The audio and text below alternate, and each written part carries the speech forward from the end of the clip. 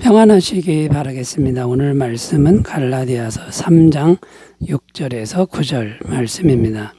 아브라함이 하나님을 믿음에 그것을 그에게 의로 정하셨다 함과 같으니라. 그런즉 믿음으로 말미암은 자들은 아브라함의 자손인 줄 알지어다. 또 하나님이 이방을 믿음으로 말미암아 의로 정하실 것을 성경이 미리 알고 먼저 아브라함에게 복음을 전하되 모든 이방인이 너로 말미암아 복을 받으리라 하였느니라. 그러므로 믿음으로 말미암은 자는 믿음이 있는 아브라함과 함께 복을 받느니라. 아멘. 오늘 말씀 6절에 보면 아브라함이 하나님을 믿음에 그것을 그에게 의로 정하셨다 함과 같으니라. 이렇게 기록하는데 어떤 내용이냐면 아브라함과 그의 믿음에 대해서 말씀하는 내용입니다. 그런데 왜 아브라함 얘기를 하고 있는 겁니까? 지금 바울은 이신득이의 교리, 즉 믿음으로 의롭다함을 받는 이 진리에 대해서 설명하고 있는데 그 이신득이의 교리의 역사적 정당성을 말하려고 하는 것입니다. 그러니까 유대인들의 최초의 조상 아브라함도 믿음으로 의롭다함을 받았다는 것을 말씀하는데 아브라함은 율법을 알지도 못할 때에 믿음으로 의롭다함을 받았다는 것을 증거하고 있습니다. 오늘 말씀은 이런 맥락에서 진행이 되고 있는데요. 왜 바울이 아브라함의 믿음에 대해서 말씀하고 있는지를 좀 더 깊이 생각하면서 말씀의 은혜를 나누도록 하겠습니다.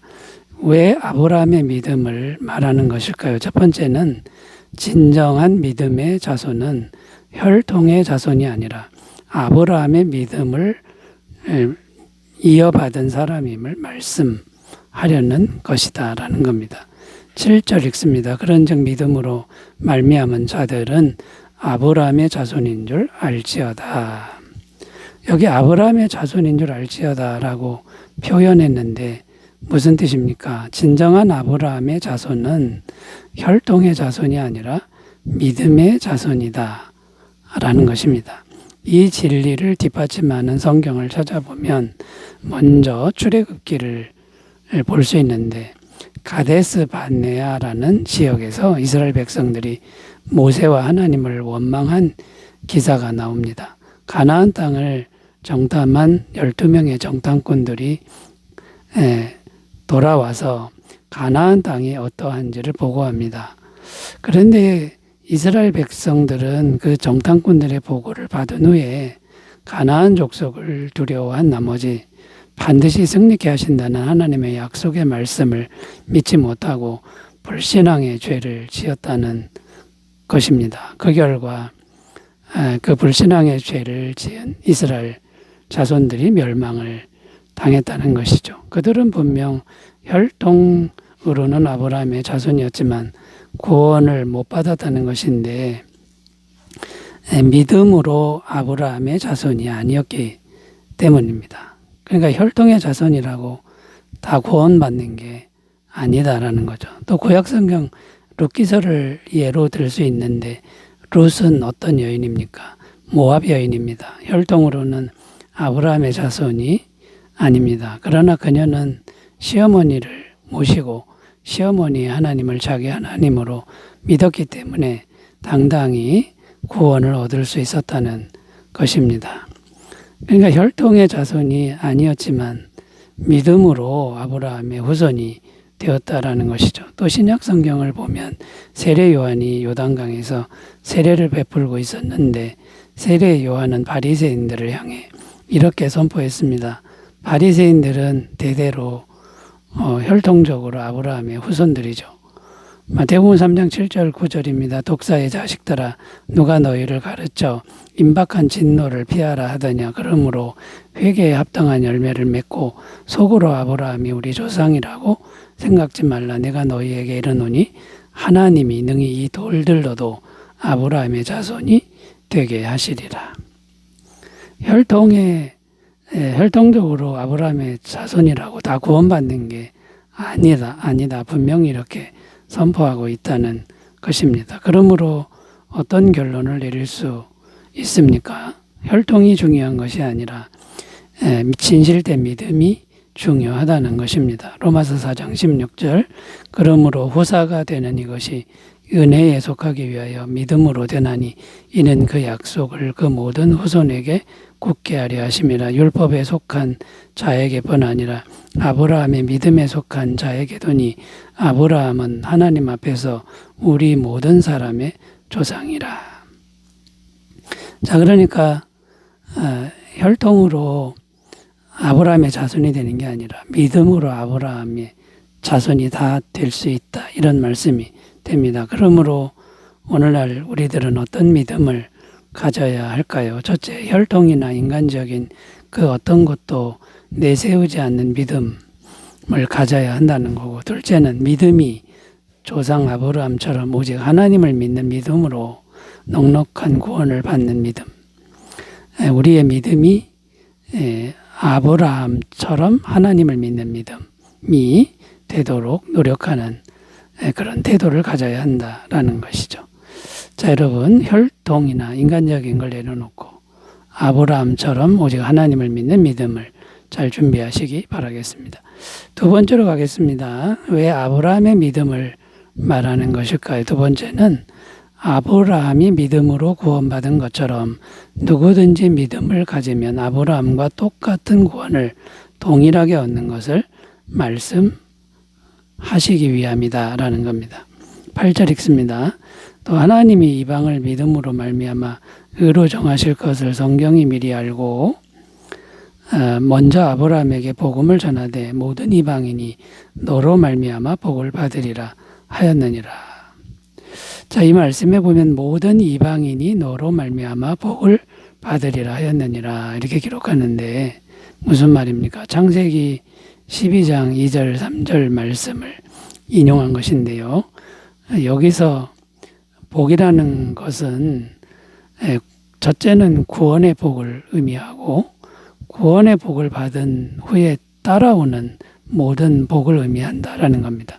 그런데 이 말씀은 우연히 정해진 말씀이 결코 아니라는 겁니다. 하나님의 정확한 계획이 들어있는 말씀이라는 것인데 이 말씀은 율법을 주시기 전에 이미 하나님이 정해놓으신 말씀이라는 겁니다. 그러니까 구원은 행위로 되는 것이 아니라 오직 이신되기 믿음으로만 된다라고 하는 것을 정해놓으셨다라는 거죠.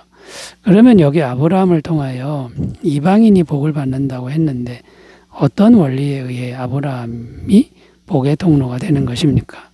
아브라함이 훌륭해서 복의 통로가 되는 것이 아니라 믿음을 통하여 하나님이 아브라함 속에 내면에 들어가신다는 것입니다.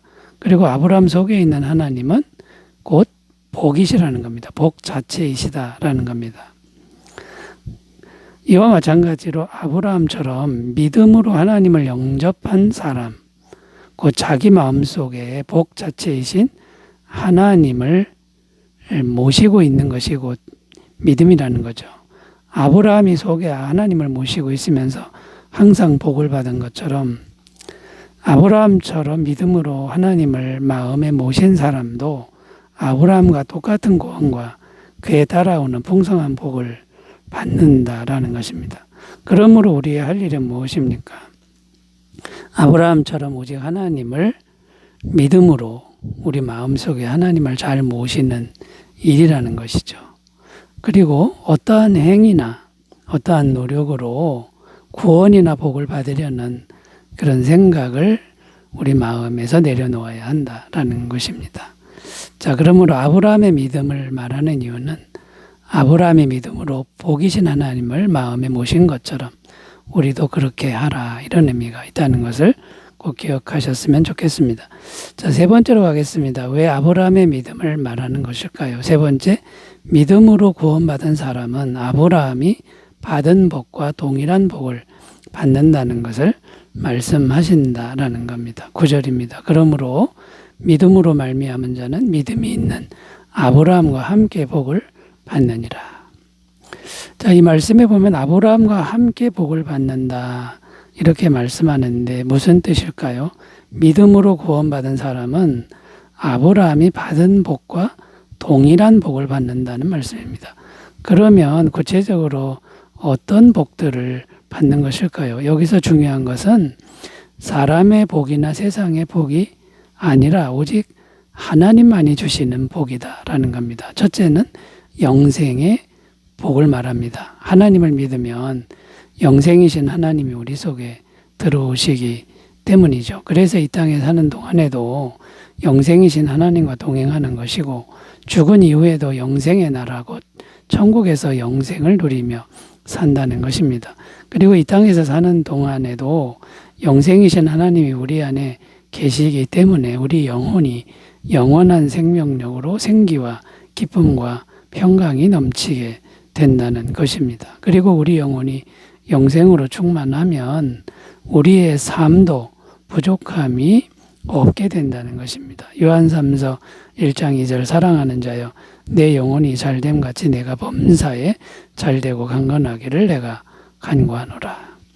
자, 영생의 복을 먼저 우리 마음에 영혼에 잘 받는 게 중요하다라는 거고, 둘째는 어떤 복을 주시냐면 하나님의 나라를 이루는 복을 주신다라는 겁니다. 믿음으로 전능하신 하나님이 마음속에 계시니 이제 누가 통치합니까? 하나님이 통치하시기 때문에 반드시 하나님의 나라가 이루어집니다. 아브라함에게 주셨던 하나님의 나라는 이스라엘이었습니다. 마음이 하나님 나라가 되면 현실적으로도 이스라엘이 주어진다는 것이죠. 그런데 이러한 영적인 은혜는 오늘날 우리들에게도 동일하게 이루어집니다. 마음에 하나님을 모셔서 하나님의 통치가 이루어진 사람은 현실 속에도 그 사람에게 하나님의 나라가 이루어집니다. 어떤 사람에게는 기업체가 주어지고 어떤 사람에게는 교회가 주어지고 어떤 사람에게는 많은 제자들, 이런 것들이 주어진다라는 것이죠.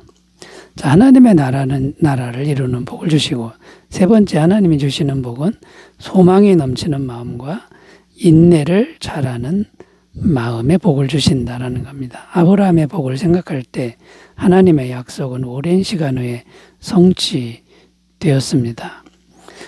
그러므로 그런데 하나님은 잘 인내하는 마음과 소망을 잃지 않는 마음을 아브라함에게 주셔서 끝내 그 모든 걸 받게 하셨다라는 것이죠. 그러므로 우리도 이런 복을, 아브라함이 받은 복과 같은 복을 잘 받아야 될 줄로 믿습니다. 기도합니다.